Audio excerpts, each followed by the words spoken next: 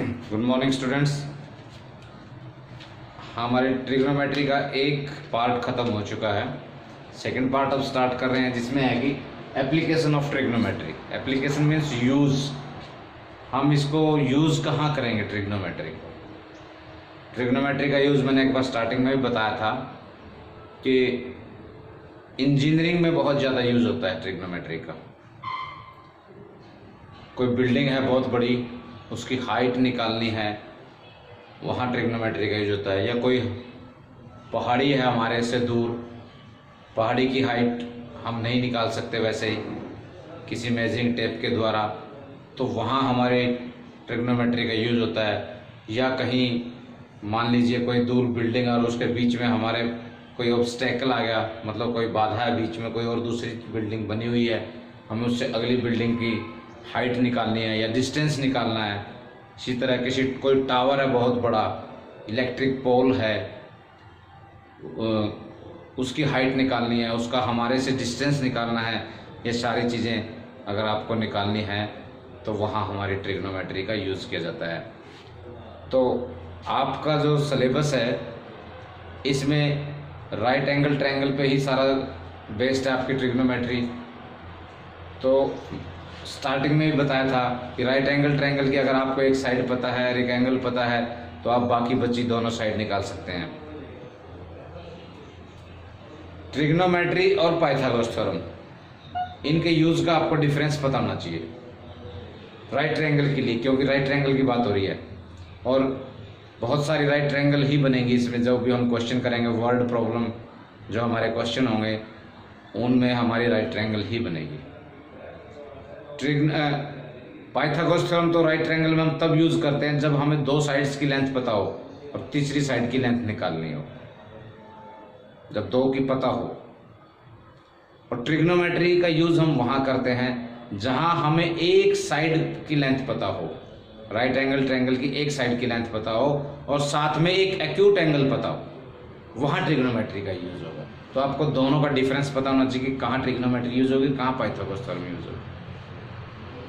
तो अभी मैं आपको जस्ट स्टार्टिंग बताता हूँ। इसमें दो टाइप के, जब भी आपको किसी टावर की, बिल्डिंग की या किसी क्लिफ में चट्टान या किसी पहाड़ी की आपको हाइट या डिस्टेंस निकालना होगा तो वहाँ दो टाइप के एंगल्स का यूज़ होगा। एक होता है एंगल ऑफ एलिवेशन और एक होता है एंगल ऑफ डिप्रेशन। पहले आपको पता होना चाहिए कि एंगल ऑफ एलिवेशन क्या होता है, एंगल ऑफ डिप्रेशन क्या होता है। एंगल ऑफ एलिवेशन होता है, एलिवेट करने का मतलब होता है ऊपर की ओर उठाना। जैसे हम यहाँ स्ट्रेट खड़े हैं, बिल्कुल स्ट्रेट खड़े हैं और यहाँ से ऊपर छत की तरफ देखें तो ये एंगल ऑफ एलिवेशन होगा। अगर हम नीचे फर्श की तरफ देख रहे हैं तो एंगल ऑफ डिप्रेशन होगा। यहाँ मैं आपको डायग्राम से बताता हूँ। जैसे मान लीजिए ये कोई आदमी है और ये कोई टावर है। ये आदमी इस टावर के टॉप को देख रहा है, तो ऊपर की तरफ देख रहा है तो एंगल ऑफ एलिवेशन बनेगा। तो बनेगा किस प्रकार से? तो पहले आपको इसके लिए देख मानना होगा कि आदमी पहले सीधा देख रहा है। जैसे यहाँ है, ये सीधा देख रहा है, यानी कि हॉरिजॉन्टल लेवल पे।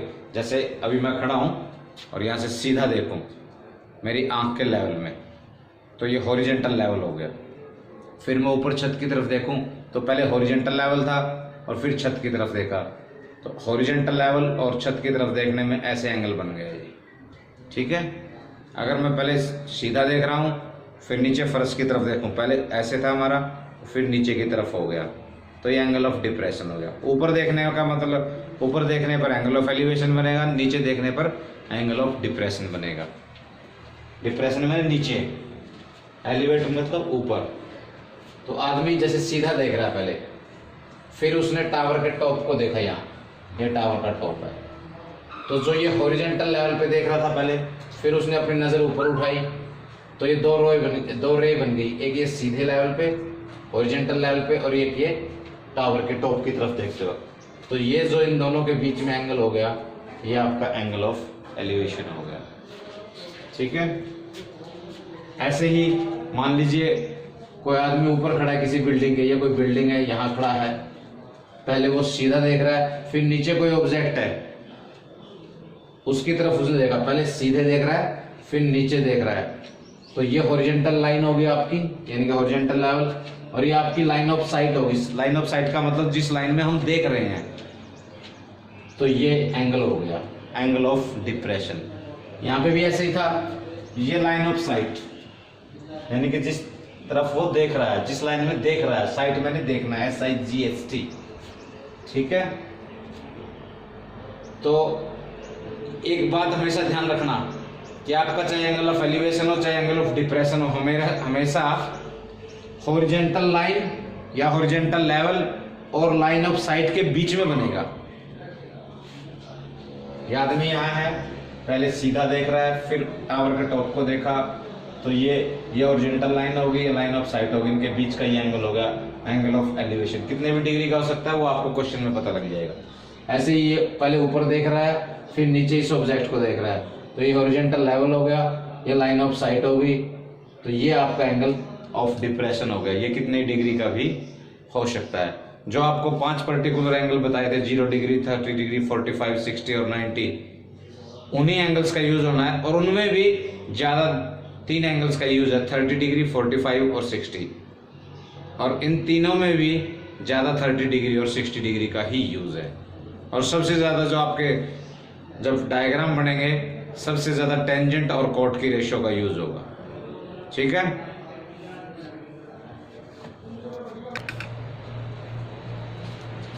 हाँ तो बच्चों, एक तो क्वेश्चन है इसके ऊपर, वर्ड प्रॉब्लम क्वेश्चन है, उस वर्ड प्रॉब्लम क्वेश्चन को पढ़ के आपको खुद डायग्राम बनाना है और फिर सॉल्व करना है।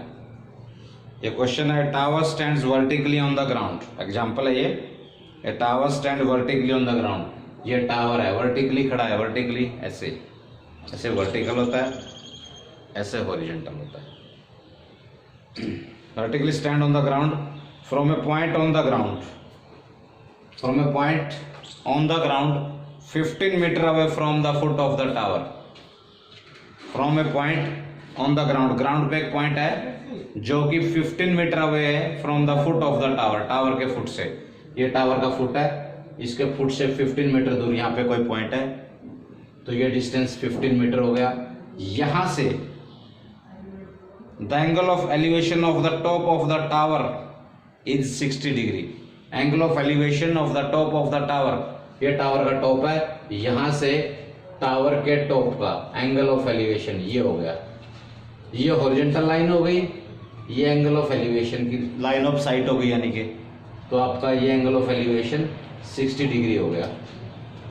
आपको हाइट ऑफ टावर निकालनी है, तो आपकी एक राइट एंगल ट्रायंगल बन गई है। अब जब भी किसी भी राइट एंगल ट्रायंगल में आपको एक साइड की लेंथ पता हो और एक एक्यूट एंगल पता हो, तो ट्रिग्नोमेट्री यूज हो जाएगी। ट्रिग्नोमेट्री कैसे यूज करनी है, जो आपको निकालनी है और जो आपको पता है उनकी रेशो बना दो। अननोन बाय नोन या नोन बाय नोन। अननोन का मतलब जो आपको पता नहीं है, जिसकी लेंथ आपको निकालनी है, या आप नोन का मतलब जिसकी लेंथ आपको पता है, तो आप अननोन बाय नोन की रेशियो बना सकते हैं, नोन बाय अननोन की रेशियो बना सकते हैं, ठीक है। तो जैसे हमें ये निकालनी है हाइट ऑफ टावर, हमने मान लिया let A B height of tower और हमारी BC 15 मीटर है, तो हमें ए बी ही निकालनी है, ये निकालनी है। ये लेंथ हमें पता है, एक एक्यूट एंगल पता है 60 डिग्री, तो यहाँ ट्रिग्नोमेट्री यूज होगी, पाइथागोरस थ्योरम नहीं यूज होगी। तो वो कैसे करना है, आपको अननोन और नोन की रेशियो बनानी है। अननोन मीन्स जो निकालनी है, नोन मीन्स जो आपको लेंथ पता है। तो AB बाय BC। अब आपको डिसाइड करना है कि जो आपने रेशियो बनाई है वो साइन की रेशियो बनी या कोस की बनी या टेंजेंट की या कोसिकेंट की या सीकेंट की या कोटेंजेंट की, कौन सी रेशियो बनी, वो अब आपको वो पता लगाना है। वो कैसे पता लगेगा, जो एक्यूट एंगल आपको डायग्राम में है, आपके सामने है, उसके सामने जो साइड होगी वो परपेंडिकुलर होगी। बिल्कुल स्टार्टिंग में बताया था ये आपको कि जो भी एंगल आप यूज कर रहे हो, जो भी एंगल आपको देख है, उसके अपोजिट, उसके सामने जो साइड होगी वो परपेंडिकुलर होगी। और राइट एंगल यानी कि 90 डिग्री एंगल के सामने हाइपोटेन्यूज होगा, ठीक है। और थर्ड साइड जो बच गई वो बेस होगी। तो यहाँ पे एंगल कौन सा पता आपको, 60 डिग्री। इसके अपोजिट ये है, ये परपेंडिकुलर हो गया, ये आपका बेस हो गया, ये 90 डिग्री एंगल है, इसके सामने हाइपोटेन्यूज हो गया। तो आप इसके बाय ये रेशो बना रहे हैं, तो ये परपेंडिकुलर हो गया, ये बेस हो गया। तो A B by B C यानी कि परपेंडिकुलर बाय बेस, और परपेंडिकुलर बाय बेस किसकी रेशियो है, टेंजेंट की। ये बिल्कुल स्टार्टिंग में आपको बताया है, पहला चैप्टर में यही चीजें सिखाई है। तो हमने टेंजेंट लिख दिया। अब सिर्फ टेंजेंट लिख के नहीं छोड़ना, वो एंगल यूज करना है जो आपको पता है। जैसे 60 डिग्री पता है तो यहाँ हम 60 डिग्री लिख लेंगे, tangent of 60 degree. A B perpendicular, B C base, perpendicular by base, ये रेशियो है टेंजेंट की, ठीक है। और एंगल कितना पता है, 60 डिग्री। तो टेंजेंट ऑफ 60 हो गया, A B by B C हो गया टेंजेंट ऑफ 60। ये आपका पहला स्टेप है जो इसके हर क्वेश्चन में यूज होगा। आपको रेशो बनानी है, कौन सी रेशो बन गई और एंगल कितना है। रेशो बनाने के लिए आपको डायग्राम में जो एंगल पता है, एक्यूट एंगल, जो एक्यूट एंगल आपको पता है उसके सामने वाली परपेंडिकुलर, 90 डिग्री एंगल के सामने वाली तो हमेशा ही हाइपोटेन्यूज होती है, और थर्ड साइड जो बच गई वो बेस होती है, ठीक है। आप रेशो बना रहे थे इसके बाय ये एंगल ये था, तो ये परपेंडिकुलर हो गया, ये बेस हो गया, परपेंडिकुलर बाय बेस टेंजेंट, और एंगल कितना है 60 डिग्री, तो टेंजेंट ऑफ 60 डिग्री, ठीक है। यही सबसे मेन स्टेप है, बस आगे कुछ नहीं। अब आगे तो इनकी वैल्यू रखनी है।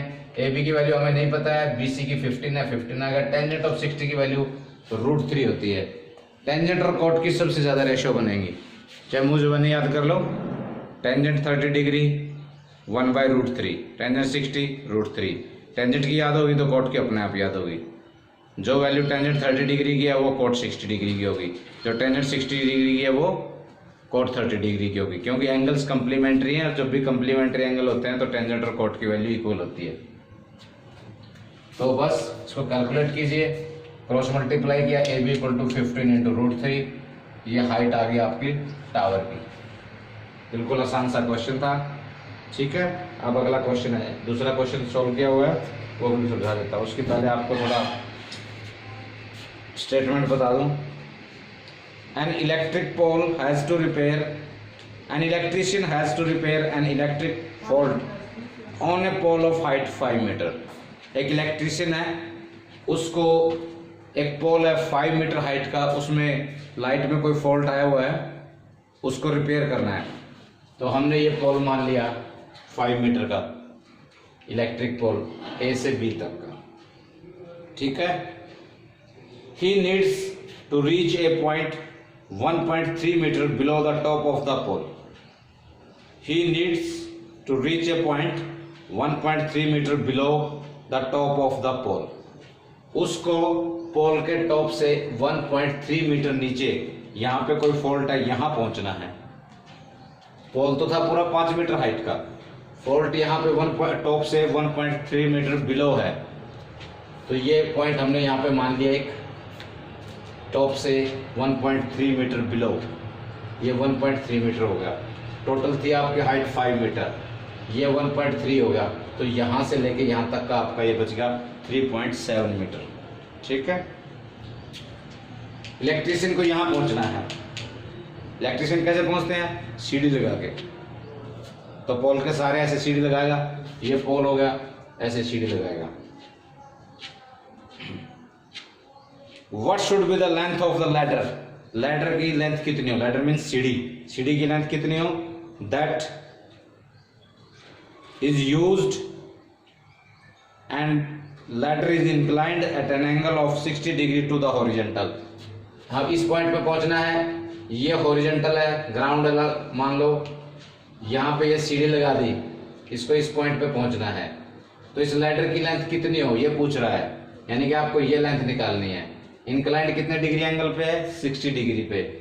तो इस हॉरिजॉन्टल लाइन और इस लाइन ऑफ साइट या लाइन ऑफ इंक्लिनेशन के बीच का एंगल आपका 60 डिग्री हो गया, ठीक है। और दूसरा ये निकालना है how far from the foot of the pole should place the foot of the ladder. How far from the foot of the pole, pole के फुट से कितनी दूर लैडर का फुट प्लेस किया जाए। मतलब लैडर, ये लैडर है, ये पोल है आपका, ये पोल का फुट है, तो यहां से कितनी दूर लैडर रखी जाए।